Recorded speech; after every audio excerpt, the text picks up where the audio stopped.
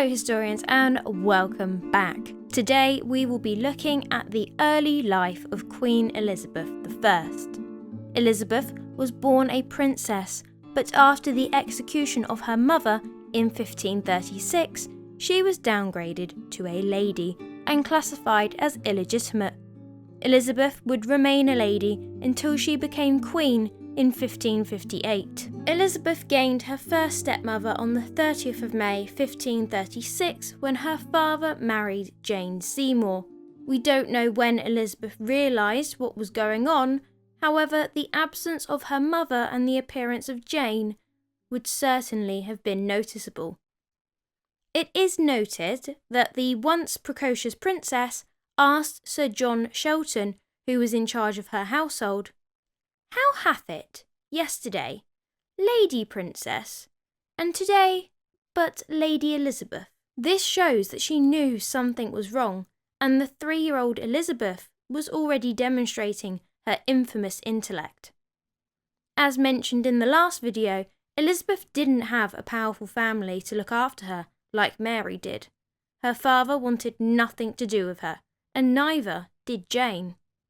Initially, she didn't want to be associated with the child of a traitor. So, Mary's maternal side took over. She was the one that looked after her little sister and took an interest in her education. After all, Mary's beef wasn't with Elizabeth, it was with her dead mother, Anne Boleyn. On the 21st of July 1536, Mary visited Elizabeth at Hatfield, and she wrote to their father to say Elizabeth was in good health, and in time, he would have good cause to be proud of his youngest daughter. It was thanks to Mary's intervention that at Christmas, Elizabeth was welcomed to court, and Henry showed affection to his youngest for the first time since May. The 12th of October 1537 saw the birth of Elizabeth's brother Edward, and both sisters would take part in the prince's christening. Mary was a godparent, while Elizabeth was carried by her brother's maternal uncle in the procession. She carried the chrism, and once Edward was baptised and named heir, Elizabeth and Mary walked back to the Queen's apartments hand in hand. Their sisterly love at the beginning is so sweet, and it's just so sad when you know how quickly their relation starts to get strained. Elizabeth lost her stepmother on the 24th of October 1537. Her father was heartbroken. After Jane's death, Elizabeth went to Huntston, where she was looked after by Mary, since her governess had been transferred to Prince Edward's household. Elizabeth was brought to court by her sister for the Easter celebrations in 1538. She was 4.5, and even Chapuis described her as being certainly very pretty. Elizabeth became an expert needlewoman and was able to complete a shirt for her brother Edward as a New Year's gift in 1539, and despite her intellect and her achievements, even at a young age, she still failed to get her father's approval. But baby steps were being made, as Henry was treating her as his daughter, although he wasn't exactly Father of the Year. Elizabeth got a new stepmother on the 6th of January 1540, when her father married Anne of Cleves, and this marriage would be even shorter than the last one. However, Anne would stay in contact with Elizabeth after the divorce.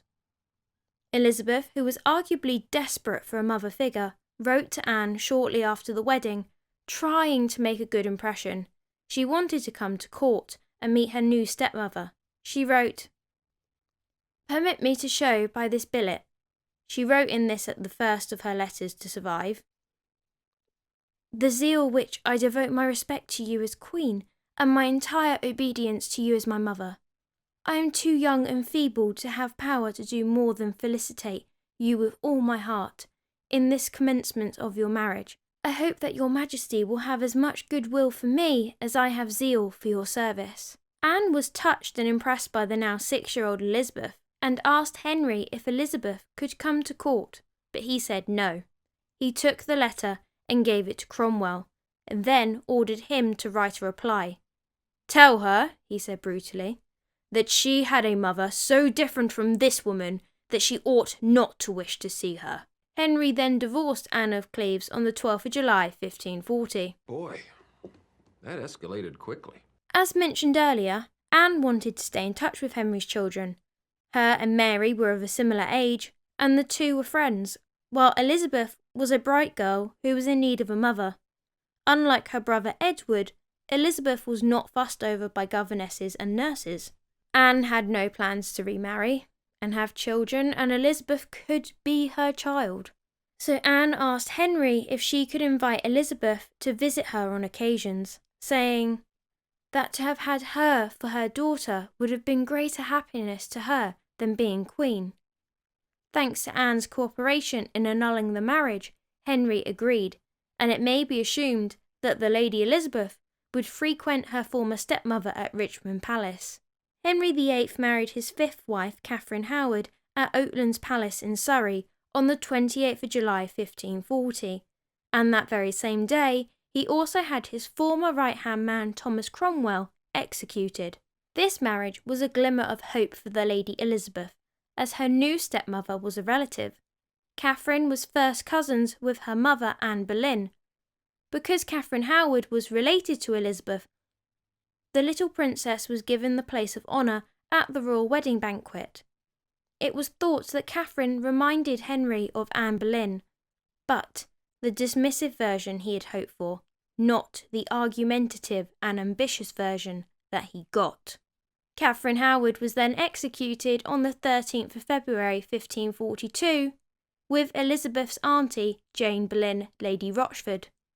Elizabeth would get her fourth and final stepmother on the 12th of July 1543, when Catherine Parr married her father in the Chapel Royal at Hampton Court Palace.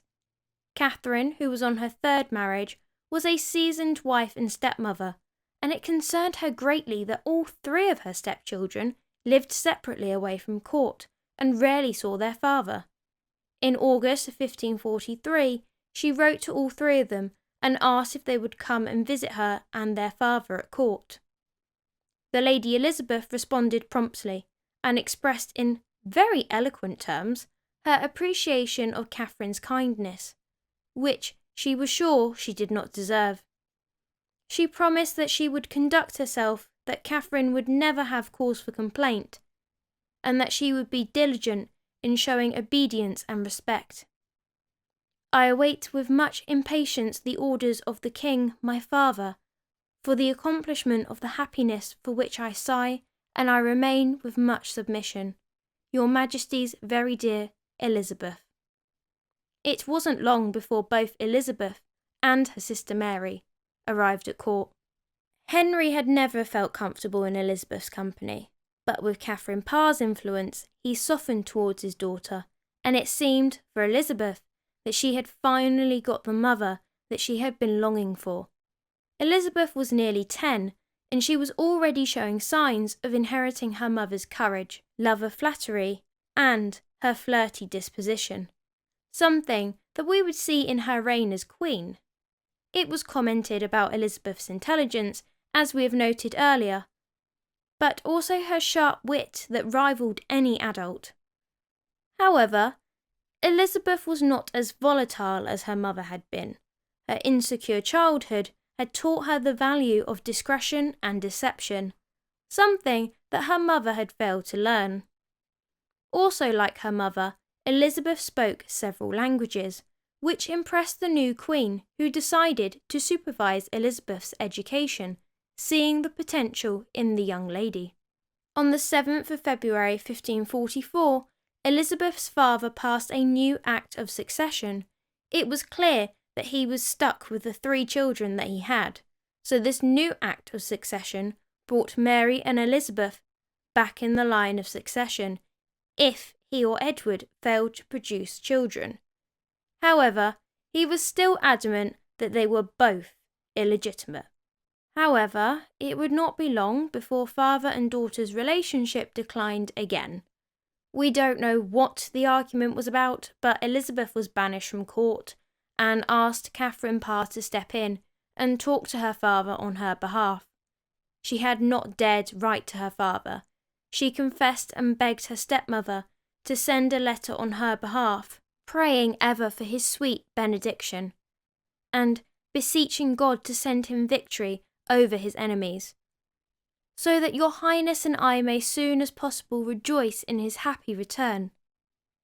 Henry had gone off to France on campaign, and absence from his wife had made him all the fonder, and when Catherine wrote again, begging him to forgive Elizabeth for her unknown offence and receive the child again at court, he relented and gave his permission for her to go to Greenwich to keep Catherine company. In the new year of 1545, the Lady Elizabeth sent her stepmother her translation of Margaret of Nevers' book, Les Mémoires de l'Homme Pécheresse. I have absolutely butchered that, but we're rolling with it. It was written in a beautiful fine italic script, and she had obviously taken a lot of care over it. Catherine was already a published author, and it's fair to say that maybe this is what inspired Elizabeth to do so. Elizabeth begged Catherine not to show anyone else, as it is all imperfect and incorrect. Catherine was deeply moved that Elizabeth had gone to such trouble, and on the first page Elizabeth had dedicated the book to Catherine. To the most noble and virtuous Queen Catherine, Elizabeth, her humble daughter, wisheth perpetual felicity and everlasting joy. King Henry VIII died on the 28th of January 1547. He was 55. The new king, Elizabeth's little brother Edward, was at Hertford Castle. Edward's uncle, Edward Seymour, travelled to Enfield on the 30th of January, where they met Elizabeth. Brother and sister were informed of their father's passing. The two children, of 9 and 13, wept inconsolably. Edward was proclaimed King Edward VI the next day. Their stepmother Catherine Parr, on the other hand, although sad, had other ideas about the king's passing. Catherine had been courting Thomas Seymour prior to marrying the king, and so she was now free to pursue that again if she so wished. Henry's funeral was on the 16th of February, and he was laid to rest with Edward's mother Jane Seymour at Windsor Castle in St George's Chapel. In the same month, Thomas Seymour, another of Edward VI's uncles, was looking for a marriage that would increase his power at court. He was rather jealous that his brother Edward Seymour had been made Lord Protector. He considered Catherine Parr, the king's widow and former beau, but she had relatively little power now.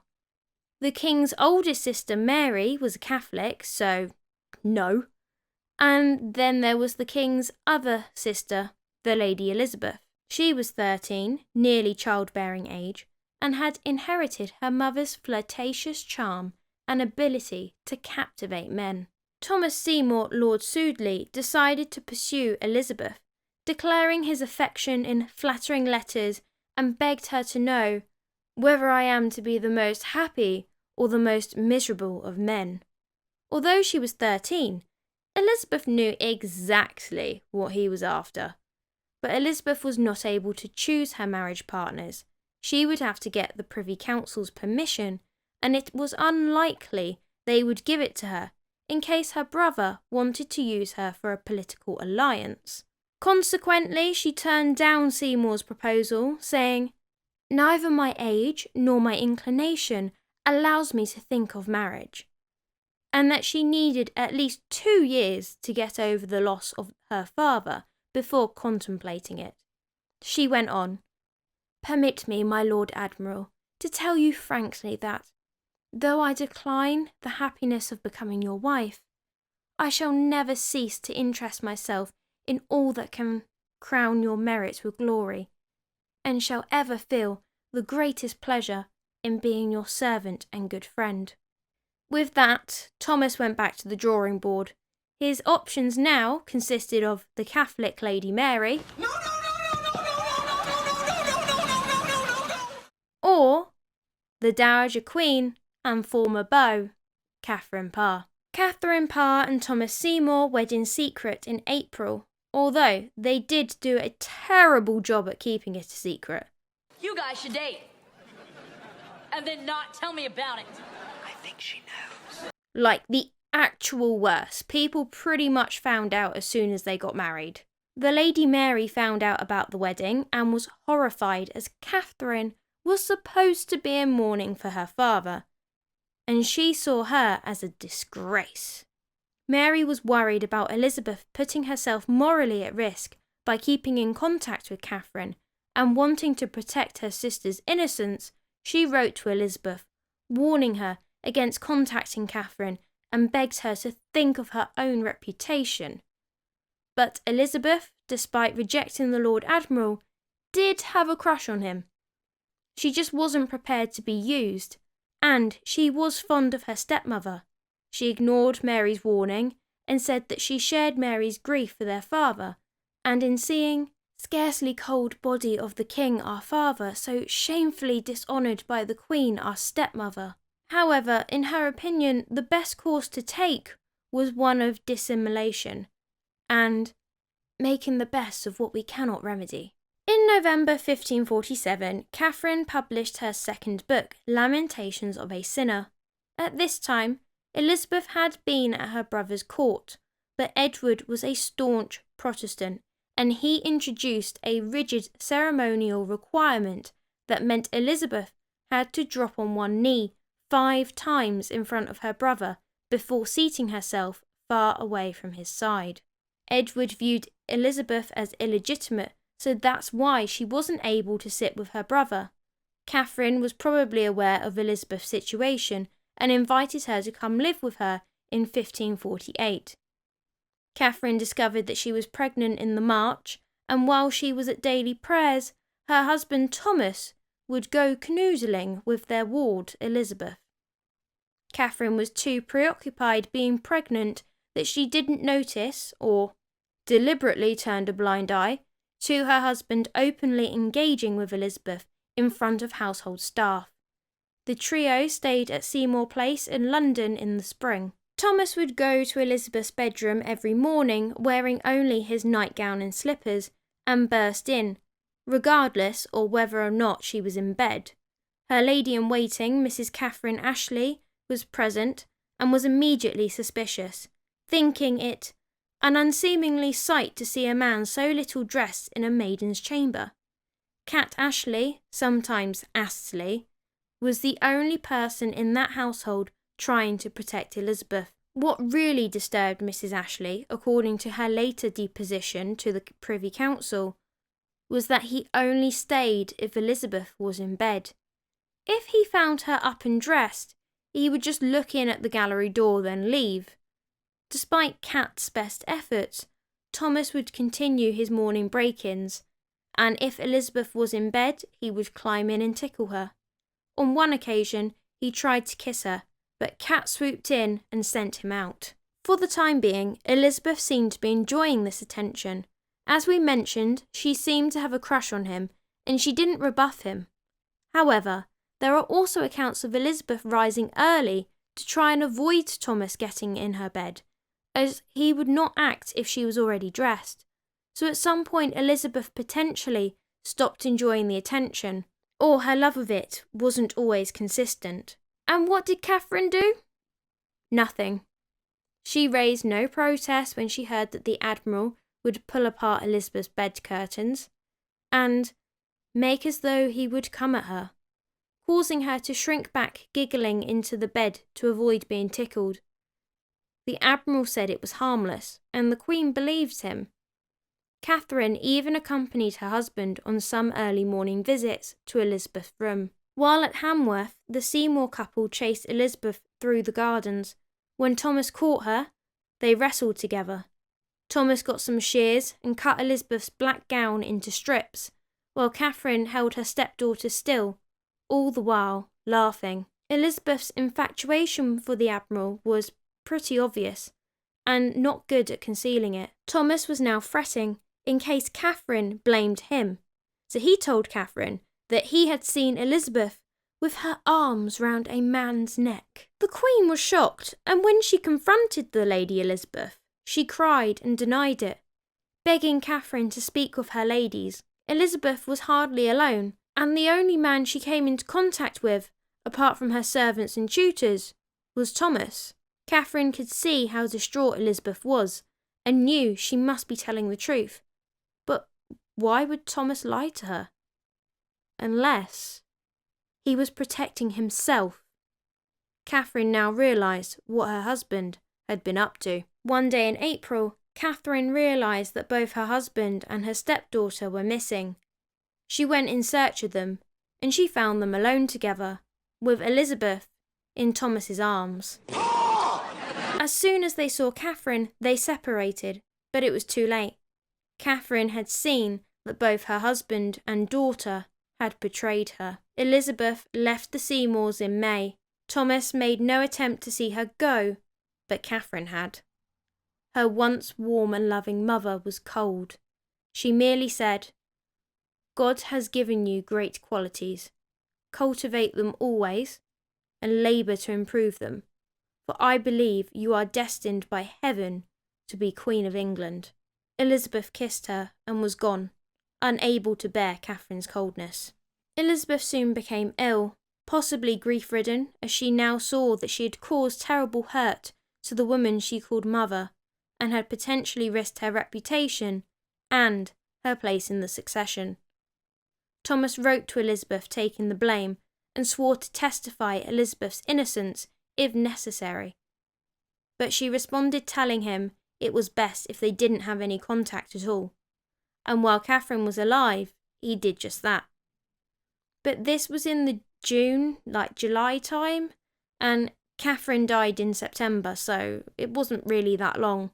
After Elizabeth's departure, Catherine made an effort to forget what had happened and rebuild her broken marriage. Eventually, relations between her and her husband did improve, mainly by the shared pleasure of anticipating the birth of their child. Elizabeth wrote a letter to her stepmother, saying how truly I was replete with sorrow to depart from your highness. She signed the letter, Your Highness's humble daughter Elizabeth. It was undoubtedly a plea for forgiveness, and Catherine realised that Elizabeth had never intended her any real harm. She had lost her head over a handsome man who should have known better. Catherine wrote a warm reply, assuring her stepdaughter of their friendship.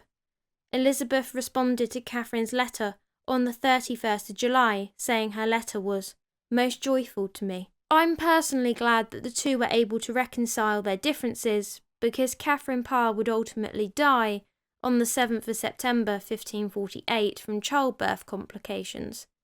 Elizabeth and Mary grieved for the loss of their stepmother, who had always been kind and protective of them.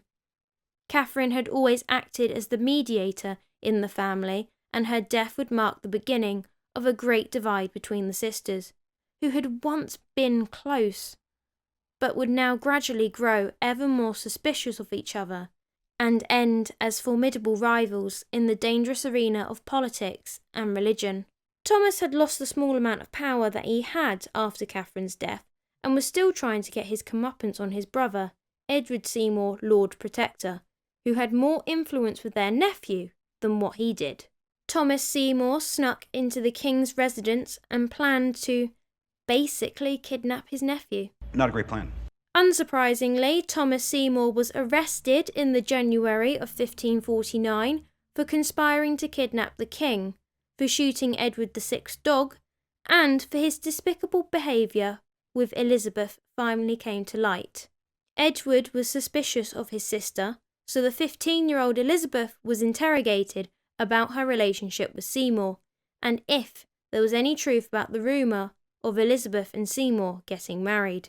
Elizabeth stood her ground and insisted that she had not been involved with Seymour's plans, and that there had been no discussion of marriage. She did, however, admit to knowing of Seymour's ambition, but she claimed that she never encouraged it. Cat Ashley, Elizabeth's governess, testified the incidents that we discussed earlier, about how Seymour would climb into Elizabeth's bed and tickle her. Cat Ashley said although some affection was unwanted, Elizabeth would blush at the mention of his name. Elizabeth herself refused to say anything that could incriminate her. After all, plotting to marry a princess of England, even if she's an illegitimate one, without getting permission from the Lord Protector, was treason. Thomas Seymour was found guilty of treason and was beheaded on the 20th of March 1549. Seymour protested his innocence on the scaffold. When Elizabeth heard that he had been executed, she said, "Today there died a man of much wit and very little judgment." Elizabeth's brother, King Edward VI, would die at the age of 15 on the 6th of July 1553. It was expected that her sister Mary would be queen, as Edward had no issue. But instead, her cousin Lady Jane was queen. I imagine Elizabeth was confused, happy that a Protestant was on the throne again, but also angry because if Mary had been glossed over, then so had Elizabeth's claim, and potentially she was written out of the line of succession. Elizabeth was tactful and she stayed quiet. Mary ousted Jane from the throne on the 19th of July and was proclaimed queen. When Elizabeth heard, she rushed to London to swear loyalty to her sister. Knowing how much of a staunch Catholic she was, Elizabeth was preparing for a bumpy ride. Elizabeth had reached London on the 29th of July, just before Mary, and when Mary arrived on the 31st, Elizabeth rode out to the city gates to meet her sister. Mary had arrived with a full royal train, and relations between the two daughters of King Henry VIII had not always been friendly, but today it was all smiles, as the new queen raised her kneeling sister to her feet and embraced her. As the procession continued on its way towards London, the Lady Elizabeth felt like a princess, as she was in the place of honour immediately behind her sister, the Queen. Early in Mary's reign, she declared that Elizabeth was still illegitimate, and she went about reversing the Protestant reformations of her father and brother, bringing back a lot of the Catholic ways of worship. I believe that this actually would have had an effect on Elizabeth, because a lot of the Catholic ceremonies were glamorous and full of royal pomp and extravagance. Although Elizabeth would reign as a Protestant ruler, she kept a lot of the ceremonial pomp that came with Catholic ceremonies, and the same can be said about royal ceremonies today. Because if there's one thing that we love about royalty, it's the glamour that they bring. The UK was pretty much saved from a recession thanks to Queen Elizabeth II, because of the extravagance for her Platinum Jubilee in 2022, and again for her death and funeral in the same year, as it brought tourism and merchandising, and bank holidays so we could watch it. Right, let's get back to the OG Elizabeth. So, Mary started with her Catholic Reformation with the court. That meant everyone at court was supposed to go to Mass. Yes, Elizabeth, that includes you. Anne of Cleves and Elizabeth were the only two at court who stayed away from Mass, and Mary grew ever colder towards her sister. Elizabeth knew that she had to please Mary to stay alive, but if she went to Mass, her Protestant lords and allies may turn against her. So she blew hot and cold, sometimes begging Mary to send her teachers who would put her right on matters of religion, and sometimes bunking off so that the Protestants could see that she wasn't really serious. Mary knew that Elizabeth was just stringing her along. She didn't like her sister much now. She knew Elizabeth was more popular than she. But short of executing her, and she couldn't do that without a very good excuse, the only surefire way of scuppering Elizabeth was for Mary to have children. Mary had her coronation on the 1st of October 1553 at Westminster Abbey. Elizabeth once again took the place of honour, this time with Anne of Cleves. The two women shared an open chariot, which was richly arrayed with crimson velvet and a cloth of silver. They were also given new dresses that were made of a similar rich silver material, and in the procession to Westminster Abbey, they walked together directly behind the new queen. The first 2 months of 1554 saw the Wyatt Rebellion. This was in protest of Mary's plans to marry Philip, Prince of Spain. The rebels wanted to depose of Mary and replace her with Elizabeth. This support for Elizabeth proved to Mary just how dangerous her sister was, and she summoned her sister to the Palace of Whitehall. However, Elizabeth claimed that she was too ill to obey her sister's summons. Mary wondered if Elizabeth had taken a page out of her book when it came to feigning illnesses to get out of stuff, so she sent 2 doctors to check if Elizabeth was faking. When they arrived, She was ill. She was pale and she was weak. The doctors, however, did say that she was well enough to travel to London if she travelled by litter. So, she travelled by litter to Whitehall Palace. Elizabeth, though protesting her innocence in the Wyatt affair, was imprisoned in the Tower of London for 2 months. Elizabeth's cousin Jane was also implicated in the Wyatt business and was executed on the 12th of February 1554. On her arrest in 1554, Elizabeth wrote to Mary, imploring her to ignore evil persuasions that would persuade not one sister against the other.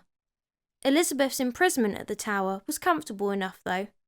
Physically, she was allowed in the gardens and had 4 rooms in the old palace. But this was also where her mother had spent her last days before her execution. But it wasn't too bad because she did get to spend some quality time with Robert Dudley. If you know, then you know. Robert Dudley was Guildford's brother, the husband of Lady Jane Grey, and was probably there just for good measure. Although in separate parts of the Tower, Robert and Elizabeth would have been allowed out for exercise together. As mentioned earlier, Elizabeth stayed at the same apartments where her mother had spent her last few days. Mary believed that Elizabeth was unloyal to her and Catholicism. Mary saw Elizabeth as illegitimate and she was interrogated several times, but she was strong in her denial of the involvement in the plot. Elizabeth's health wasn't good while in the Tower, and she had difficulty sleeping, but she kept herself composed, just as she had during the Seymour scandal. Elizabeth was innocent of conspiracy, and Mary had her released due to lack of evidence. Within 2 months, Wyatt had been beheaded and the investigation stalled. No evidence could be found of Elizabeth's involvement, and she was released on the 19th of May, the anniversary of her mother's death. But she would now be escorted to Woodstock, where she would be put under house arrest. I'm watching you, Wazowski. Always watching. Elizabeth spent the entire journey to Woodstock fearing for her own assassination, as this would get her out of Mary's way, without Mary being held responsible for her sister's death. However, Mary was childless and Elizabeth was her heir, so, quite frankly, she was safe for now. Mary wed Philip of Spain on the 25th of July 1554 at Winchester Cathedral. Prior to the wedding, Philip was anxious to meet Elizabeth, as everyone had said she was more fun than Mary. He was probably thinking that he's marrying the wrong sister. Mary said no, but Philip kept insisting. See, Philip was also thinking about his own self-preservation. If Mary did manage to get pregnant, she might die in childbirth. Then Elizabeth would be queen. And Philip's father, the Emperor Charles V, was very anxious that she remain Spain's ally. Finally, Mary agreed and Elizabeth was brought to Hampton Court Palace. The two met on the 15th of April. Philip, to an extent, did actually help mend the sisters' relationship, and she did ask him to assure Mary that she had no part in the Wyatt rebellion, and because Mary was madly in love with her husband, she just took his word. Mary finally released Elizabeth from house arrest in August 1554. She was allowed to return to Hatfield, but she still did not trust her. Philip wanted to be sure that England was kept out of French hands, as the next heir after Elizabeth would be the Grey sisters or Mary Queen of Scots, who was married to a French heir. Philip had to keep Elizabeth alive and cultivated. In 1556, Elizabeth was summoned to court. Philip and Mary were convinced that they could get Elizabeth to convert to Catholicism if she had the right husband to manipulate her. They viewed her as very meek and easy to control, and Elizabeth would be a better heir than Mary Queen of Scots. Part 2 of Philip's cunning plan was for her to marry an ally of Spain, the Duke of Savoy. Elizabeth had been summoned to court and then ordered to marry the Duke. However, Elizabeth said no, and Mary threatened to lock her up in the Tower again. It turned out to be only a threat. But Elizabeth was so scared that she wrote to the French ambassador asking if she could come and live in France. He told her that if she wanted to inherit the English throne, she would have to stay where she was. By November 1558, Mary had had 2, sometimes 1, depending on the sources, false pregnancies. Philip had run away to Flanders, and Mary's health was declining. Despite her best efforts, her only heir was Elizabeth. And on the 6th of November 1558, Queen Mary I recognised the Lady Elizabeth as her heir. Mary would then die on the 17th of November 1558. It is said that when Mary I died and the news was taken to Elizabeth, they say that she was reading in the garden. Elizabeth was happy when Mary died, and she said, "This is the Lord's doing. It is marvellous in our eyes." Right, people who live in the UK, back me up in the comments section down below. She could not have been in the garden. I'm sorry, I do not buy that. Who sits in the garden in November in the UK? If you have ever lived in the UK during November, unless you are drinking, you do not sit in the garden because it is freezing. And you are not telling me that she had a ski jacket. Okay, she might have had some furs, but I doubt that was keeping her warm enough in a garden in November. I don't buy it. When Mary died, she left Elizabeth a will. She asked Elizabeth to become a Catholic, for the Spanish jewels to be returned to Philip, and Mary asked to be buried with her mother Catherine of Aragon, all of which Elizabeth didn't do. Elizabeth had a strong respect for the rights of kings and queens, even when they were enemies. Elizabeth didn't go to her sister's funeral, but she did make sure that Mary had a regal Catholic send-off. She didn't want to encourage disrespect for royalty. Elizabeth was clever. Her supporters were Protestants who hated flashy clothes, so during Mary's reign, Elizabeth wore black and white to please them. Mary was angry as she wanted her sister to wear rich materials and jewels. Elizabeth did as her sister wished, but only once Mary was dead, and Elizabeth herself was queen. Elizabeth became queen at the age of 25, the same age that another Elizabeth became queen. Right, not being funny, but I'll be proper miffed if we ever have a Queen Elizabeth III and she doesn't become queen at 25. Completely broke the pattern. I hope you enjoyed this video. If you did, please leave a like and subscribe. If you would like to watch another video, may I suggest my video on Elizabeth's parents, King Henry VIII and Anne Boleyn? Or what about her predecessor to the throne, Queen Mary I? Next time we'll be exploring Elizabeth's life as Queen Elizabeth, but this will have to be in 2 parts because of how long she reigned for and how much there is to cover. So the next part we'll be covering from when she was coronated up until the execution of Mary Queen of Scots, and then the second part of that will be from the Armada onwards. Okay, so until the next video, have a wonderful day.